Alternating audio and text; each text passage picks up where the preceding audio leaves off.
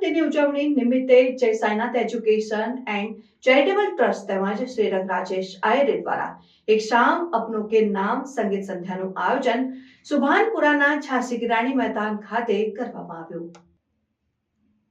प्रजासत्ताक दिन ની ઉજવણી નિમિત્તે જય Sainath education and charitable trust તથા શ્રીરંગ રાજેશ આયરે દ્વારા એક શામ અપનો કે નામ સંગીત સંધ્યાનું આયોજન સુભાનપુરાના ઝાંસી की रानी मैदान ખાતે કરવામાં આવ્યું હતું।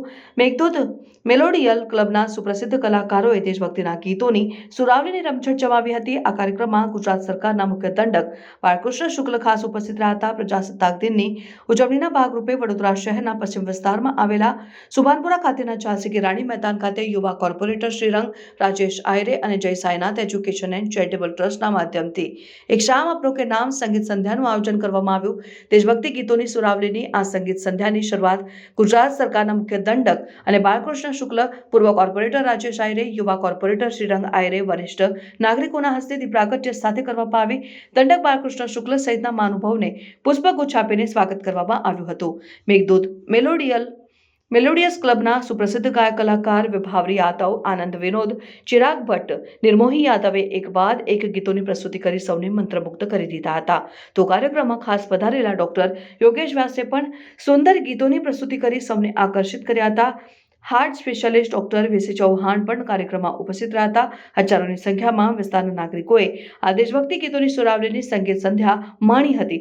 આયોજક રાજેશ આયરે, યુવા કોર્પોરેટર શ્રીરંગ આયરે, પૂર્વ કોર્પોરેટર પૂર્ણિમાબેન આયરે, નગર પ્રાથમિક શિક્ષણ સમિતિના સભ્ય વિજય પટેલ સહિત જય Sainath education and charitable trust આ કાર્યક્રમને સફળ બનાવવા સુંદર વ્યવસ્થા કરી હતી।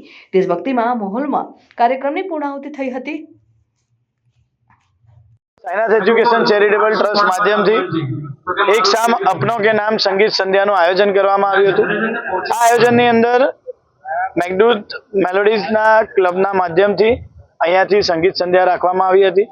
આ એ શામ 26મી ના આ દિવસ 26મી જાન્યુઆરી પ્રજાસત્તાક દિવસ નિમિત્તે આ પ્રજાના આ સૌથી મોટા જે કહેવાય કે ભારત દેશ સૌથી મોટો પ્રજાલક્ષી અને પ્રજાની પ્રાધાન્ય દેશ છે, ત્યારે આ દેશની અંદર જ્યારે આજના દિવસ મહત્વ કેમનો બને એટલે એક શામ અપનો કે નામ એટલે કે એ આપણા લોકો જે બોર્ડર પર જે પોતાની ઘર પરિવાર છોડીને જે બોર્ડર પર દેશની રક્ષા કરતા હોય છે, આ એ અપનોની વાત કરી છે કે જે પોતાના ઘર પરિવાર છોડીને 24 કલાક હોસ્પિટલની અંદરથી તબીબી સેવા આપતા હોય છે।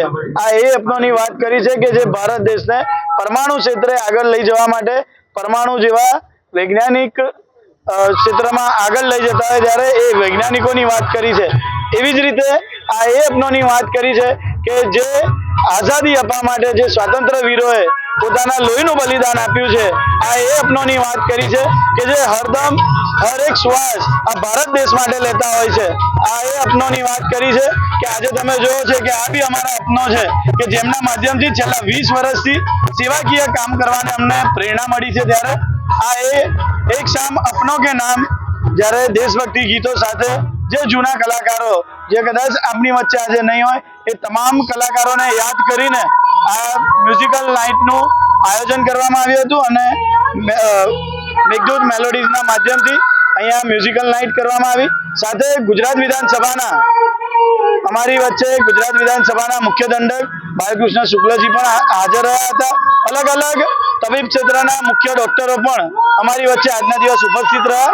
તમામ લોકોનો હું ખૂબ ખૂબ આભાર માનું છું અને ખાસ કરીને મીડિયાના કર્મીઓનો પણ હું ખૂબ ખૂબ આભાર માનું છું।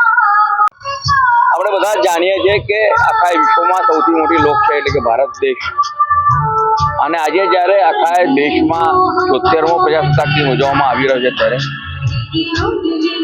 વડોદરાના નેતા ભાઈ શ્રી રાજેશભાઈ અને કાઉન્સિલર શ્રીરંગભાઈ આયરે અને સાથે સાઈનાથ એજ્યુકેશન ચેરિટેબલ ટ્રસ્ટ દ્વારા આયોજિત એક શામ અપનો કે નામ એક સંગીત સંધ્યાનો જે કાર્યક્રમનું આયોજન કર્યું। ગીતો, રાષ્ટ્રભક્તિના ગીતો અને શાસ્ત્રીય સંગીતના બેઝ પરના ગીતો જે પ્રકારે ગાવામાં આવ્યા છે અને મેઘદૂત મેલોડી મ્યુઝિક સર્કલના કલાકારોએ અને વિભાવરીબેન તો ખૂબ મોટા ગજાના કલાકાર છે, એમને આખી ટીમે ખૂબ સરસ પરફોર્મ કર્યું અને ફરીથી રાજેશભાઈને આ પ્રકારનો કાર્યક્રમ અહીં આપવા માટે ખૂબ અભિનંદન કરું છું। અને સાથે સાથે આ વિસ્તારના નાગરિકો માટે રોજ નવી કંઈક વસ્તુ તેઓ જે પ્રસ્થાપિત કરી રહ્યા છે, ત્યારે તેમને અને તેમના ટીમને ખૂબ અભિનંદન. બાલુભાઈ ખૂબ બિઝી શેડ્યુલ હોય છે, તે દરમિયાન પણ તમે પણ એક અલગ અંદાજમાં જોવા મળ્યા, કારણ કે ખૂબ મેલોડી સોંગ વાગતા હતા. ના, રાજેશભાઈનું અમારા ગુરુભાઈ છે. રાજેશભાઈના કાર્યક્રમમાં હું આવો જોઉં છું, પરંતુ સંગીત મારો જીવ છે. અને યોગેશભાઈ વ્યાસ જેવા જ્યારે વડીલો મન્નાડેના ગીતો ગાતા હોય અને ખૂબ સરસ વિભાવરી એની જે વાત કરી આપને, તો આવા સારા ગીતો સાંભળવા, લાઈવ સાંભળવાને એક લાવો હોય છે અને બધાએ લેવો જ જોઈએ.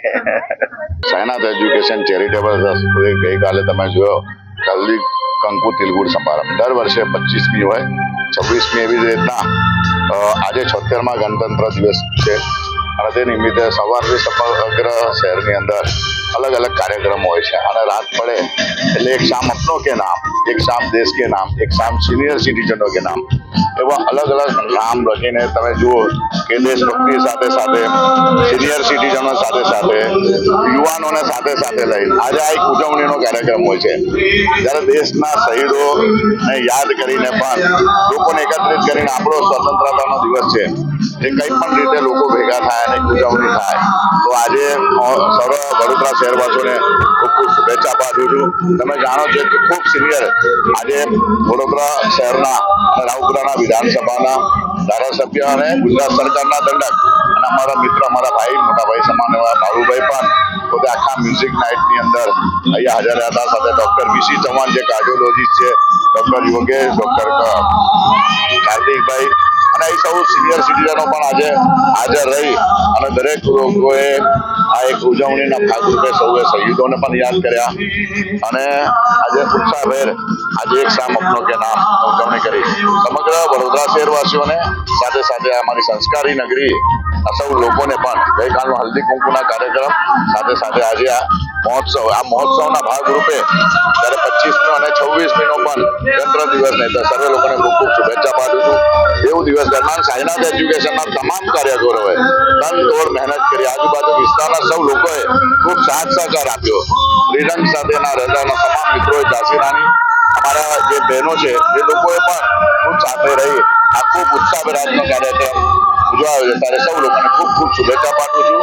ફરી એકવાર સમગ્ર વડોદરા શહેરવાસીઓને આ 76મા ગણતંત્ર દિવસની અને ખાસ કરીને શહીદોને યાદ કરી ઝાંસી રાણી સમગ્ર ગ્રુપ આજે ખૂબ નતમસ્તક વંદન કરીએ છીએ અને શ્રદ્ધાંજલિ પાઠવીએ. જય સાઈનાથ એજ્યુકેશન એન્ડ ચેરિટેબલ ટ્રસ્ટના આયોજિત આજે એક શામ અપનો કે નામનામાં જે રાજેશભાઈ આયરે જે પ્રોગ્રામનું ઓર્ગેનાઇઝ કર્યું છે તે ખરેખર હાર્દિક અભિનંદનને પાત્ર છે અને તેઓ આજે સમાજ માટે અને સોસાયટી માટે જે કંઈ કાર્ય કરી રહ્યા છે તે ઘણું સારું કરે છે અને એમને અમારા માટે શુભકામનાઓ આગળના માટે તેમાંના શ્રીરંગ આયરેને પણ શુભકામનાઓ.